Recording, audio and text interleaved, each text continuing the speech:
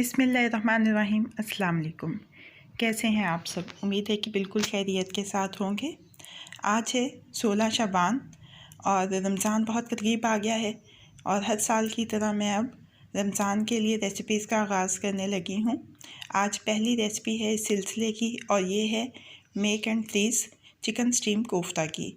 Recipe का आगाज़ करते हैं। उससे पहले अगर आपने अभी तक चैनल को सब्सक्राइब नहीं किया है तो मेरे चैनल को सब्सक्राइब कर लीजिए और बेल बटन को प्रेस कर लीजिए ताकि हर नई आने वाली वीडियो का अलर्ट सबसे पहले आपको मिल सके।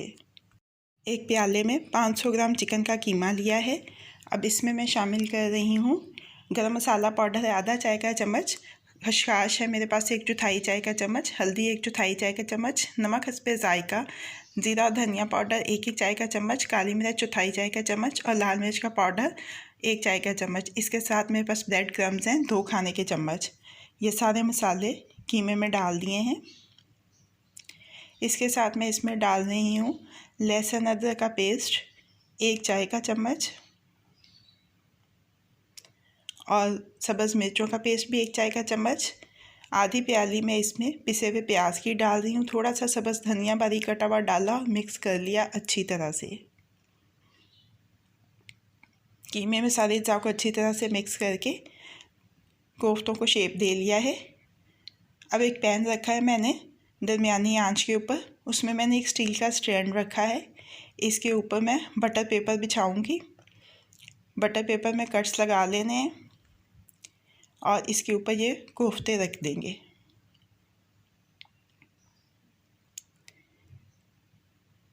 अब ढक्कन लगा देंगे और तकरीबन 15 मिनट तक पकाएंगे। 15 मिनट में हमारे कोफ्ते स्टीम हो जाएंगे। एक पैन को हल्का सा ग्रीस कर लेंगे और उसमें इन कोफ्तों को थोड़ी देर सौते कर लेंगे 2-3 मिनट। हमारे चिकन स्टीम कोफ्ते तैयार हो गए हैं।